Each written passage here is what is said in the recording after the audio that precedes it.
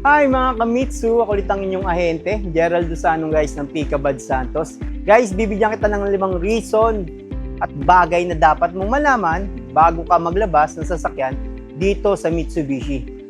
Tara guys, samahan mo ako at i-discuss ko sa iyo yung 5 yon. Tara!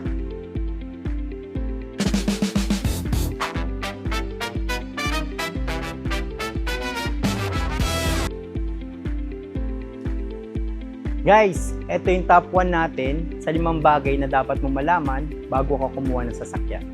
Unang-una guys, ang fuel consumption ng ating engine. At the same time, kung ilang horsepower or ilang liters ba ang ating sasakyan.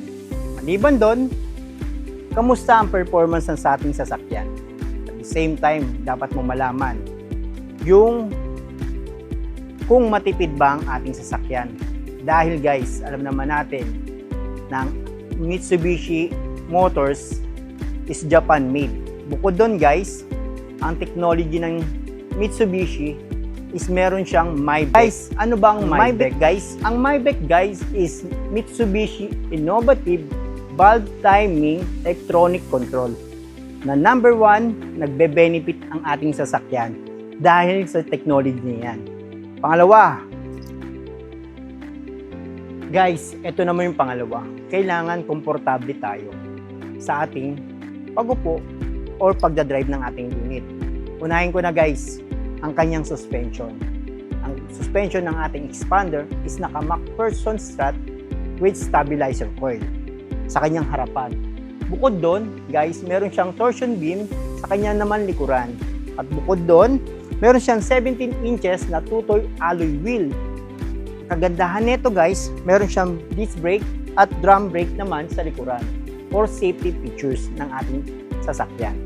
Pangatlo, syempre, pagdating naman sa technology, hindi magpapauli ang ating Mitsubishi car.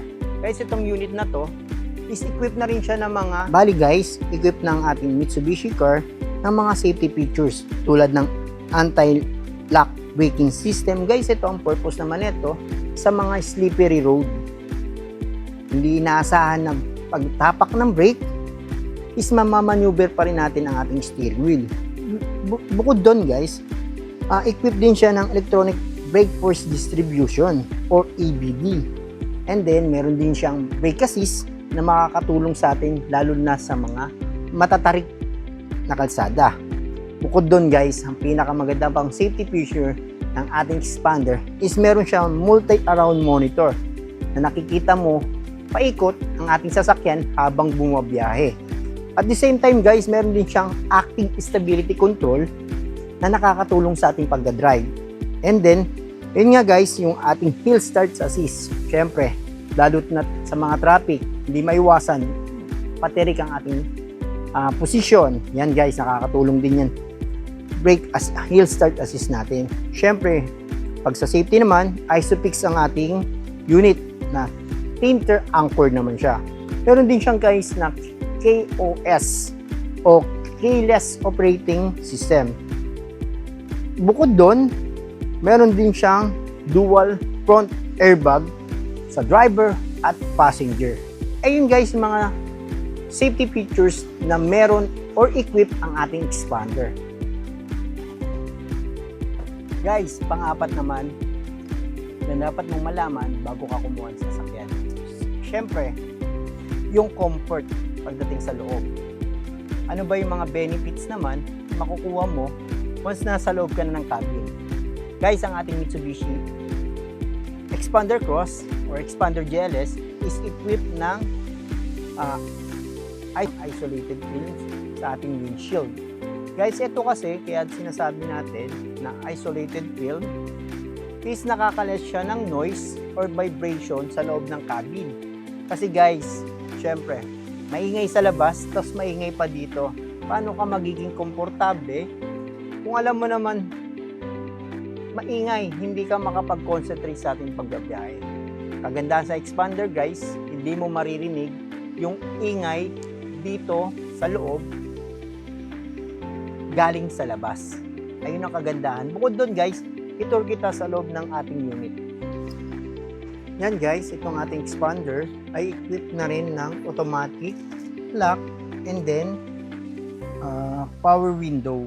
Bukod doon, meron din siyang adjustment ng kanyang side mirror at equipped din guys ang ating unit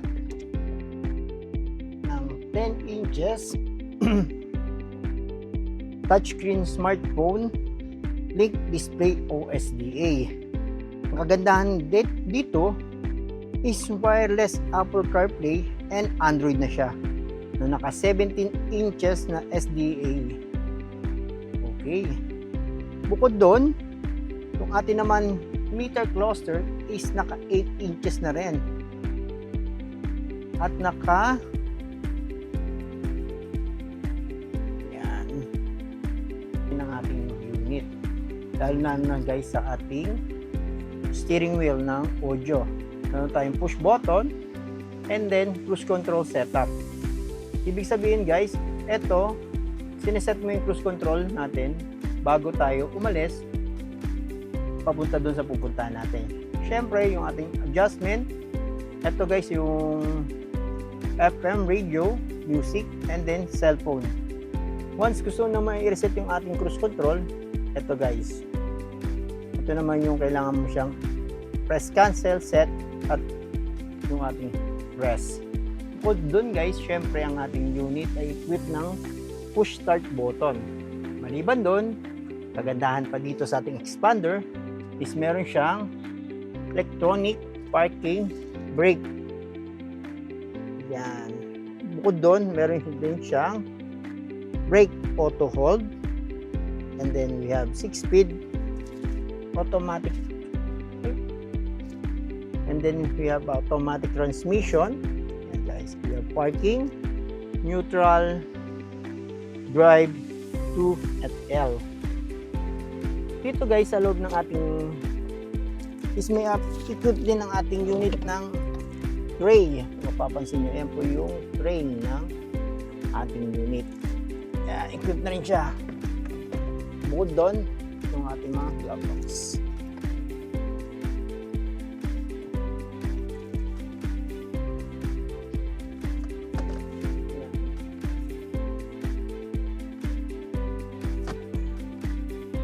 Guys, ang materials ng ating seat na ginamit ay all black interior with high grade fabric seat.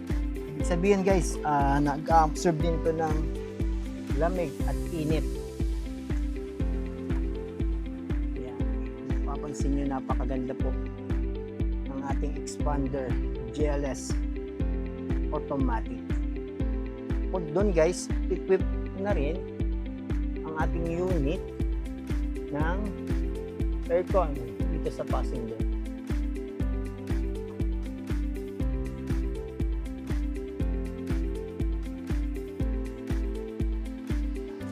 Siyempre, sa kanya likuran.